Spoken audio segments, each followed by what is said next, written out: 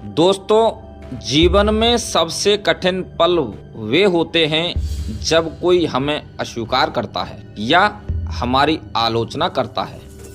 अक्सर हम सोचते हैं कि यही हमारी हार है, लेकिन ओशो कहते हैं कि जिस दिन तुम अस्वीकार को मुस्कान के साथ स्वीकार कर लेते हो, उसी दिन तुम आजाद हो जाते हो। उनकी पुस्तक अस्वीकृति में उठा हाथ केवल शब्दों का संग्रह नहीं, बल्कि एक क्रांतिकारी दृष्टिकोण है जो सिखाता है कि आलोचना, अस्वीकार और विरोध हमारे जीवन के छिपे हुए शिक्षक हैं। ओशो का संदेश साफ है कि जो भीड़ से अलग सोचता है वह पहले नकारा जाता है, फिर निंदित किया जाता है और अंत में उसकी जीत होती है। गांधी जी को भी अपने समय में यही झेलना पड़ा था। अंग्रेजों ने नकारा, अपने ही देश के काफी लोग आलोचना करते रहे, लेकिन उनके अस्वीकार ने ही भारत को स्वतंत्रता की ओर धकेला।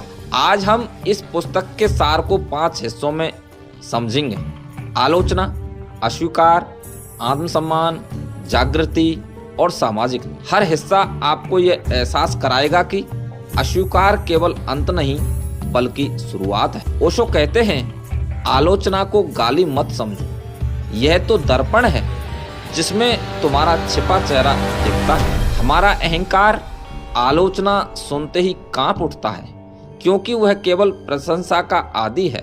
पुस्तक में ओशो एक कहानी सुनाते हैं कि एक युवक अपने गुरु के पास गया और बोला, लोग मेरी बुराई करते हैं। गुरु ने मुस्कुराकर कहा, यह तो अच्छा है, इसका मतलब है कि तुम जीवित हो। पत्थरों की कोई बुराई नहीं करता। ओशो समझाते हैं कि आलोचना केवल चोट देने के लिए नहीं होती, बल्कि हमें आत्म परीक्षण का अवसर देती है। गांधी जी के खिलाफ भी हमारे ही देश के कई लोग बोलते थे। कोई कहता उनकी नीतियां अव्यावहारिक हैं, तो कोई कहता उनका अहिंसात्मक आंदोलन बेकार है। लेकिन अगर गांधी आलोचना से डर जाते तो दांडी यात्रा कभी नहीं होती। इसलिए आलोचना को अपने विकास का ईंधन बनाइए। ओशो कहते हैं, जो आलोचना को स्वीकार लेता है वह सीखने की अनंत यात्रा पर निकल पड़ता है। ओशो के अनुसार अस्वीकार का हाथ तुम्हें धक्का नहीं देता, वह तुम्हें उठाता है उस जगह जहां भीड़ नहीं पहुंच सकती। जब समाज या व्यक्ति आपको नकार देता है तो यह अक्सर आपकी स्वतंत्रता का पहला कदम होता है। ओशो बताते हैं, जो लोग भीड़ के नियम तोड़ते हैं उन्हें हमेशा पहले अस्वीकार किया जाता है। गांधी जी को अंग्रेजी हुकूमत ने कई बार जेल में डाला, यह भी एक तरह का अस्वीकार था, लेकिन यह अस्वीकार ही उनके आंदोलन की ताकत बना। ओशो एक प्रवचन में कहते हैं कि भीड़ केवल उसी को स्वीकार करती है जो उसकी तरह सोचता है, लेकिन असली इंसान भीड़ जैसा नहीं होता, वह भीड़ को चुनौती देता है। अस्वीकार आपको मजबूर करता है कि आप अपनी ताकत भीतर से खोजें। इसलिए अगली बार जब कोई आपका प्रस्ताव या विचार नकारे तो टूटने की बजाय मुस्कुराइए। यह संकेत है कि आप एक अलग रास्ते पर हैं और अलग रास्ते पर ही असली खोज होती है। ओशो आत्मसम्मान और अहंकार के बीच स्पष्ट रेखा खींचते हैं। अहंकार दूसरों की आंखों में है, आत्मसम्मान तुम्हारी आत्मा में है। अहंकार को दूसरों की प्रशंसा चाहिए, लेकिन आत्मसम्मान को केवल अपनी सच्चाई चाहिए। पुस्तक में ओशो कहते हैं, यदि आपका आत्मसम्मान बाहरी स्वीकृति पर टिका है तो आलोचना या अस्वीकार आपको गिरा देगा, लेकिन अगर वह भीतर ही सत्यता से जन्मा है तो कोई भी ताकत उसे हिला नहीं सकती। गांधी जी का आत्मसम्मान उनके अहिंसात्मक सिद्धांतों में था।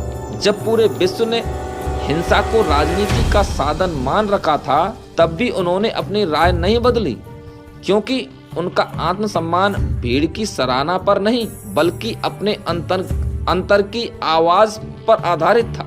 ओशो हमें सिखाते हैं कि अपनी मंजूरी खुद बनो, तभी तुम अडिग रहोगे। इस आत्मसम्मान को साधने वाला व्यक्ति आलोचना को सीख में बदल देता है और अस्वीकार को अपनी यात्रा का हिस्सा मान लेता है। आगे ओशो कहते हैं, जागृति तब होती है जब तुम दूसरों की राय से मुक्त हो जाते हो। जब हम आलोचना और अस्वीकार को सही दृष्टि से स्वीकारते हैं तो भीतर एक क्रांति शुरू होती है। पुस्तक में ओशो कई उदाहरण देते हैं कि जैसे विरोध और अस्वीकार ने इतिहास के बड़े बदलावों को जन्म दिया। गांधी जी की भारत छोड़ो आंदोलन की घोषणा भी एक जागृति थी। उन्होंने महसूस किया कि अब स्वतंत्रता का समय आ गया है, चाहे अंग्रेज इसे स्वीकारें या नहीं। ओशो बताते हैं कि जागृति का मतलब है भीड़ के डर से ऊपर उठना और अपने सच को जीना। ये जागृति हमें इस भ्रम से निकालती है कि हमें सबको खुश करना है। एक बार ये समझ आ जाए तो हम पाते हैं कि भारी स्वीकृति का मोह टूट चुका है और भीतर की शांति ने उसकी जगह ले ली है। ओशो इसे भीतर का सूर्योदय कहते हैं, एक ऐसा क्षण जब इंसान परछाइयों से निकलकर प्रकाश में खड़ा हो जाता है। ओशो केवल व्यक्तिगत ही नहीं, सामाजिक दृष्टिकोण पर भी गहराई से बात करते हैं। भीड़ तुम्हें स्वीकार तभी करेगी जब तुम उसके जैसा बन जाओ, और अगर तुम उनके जैसा नहीं बनते तो वह तुम्हें तोड़ने की कोशिश करेगी। समाज में अस्वीकार और आलोचना का इस्तेमाल अक्सर नियंत्रण के अधिकार की तरह किया जाता है। गांधी जी का बहिष्कार सिर्फ अंग्रेजों ने नहीं किया, बल्कि अपने लोग भी उन्हें पागल या अव्यवहारिक कहते थे। लेकिन ये विरोध ही था जिसने उनके आंदोलन को और मजबूती दी। ओशो कहते हैं कि सच्ची सामाजिकता का मतलब है सच को जीना, भले ही वह भीड़ के खिलाफ क्यों ना हो।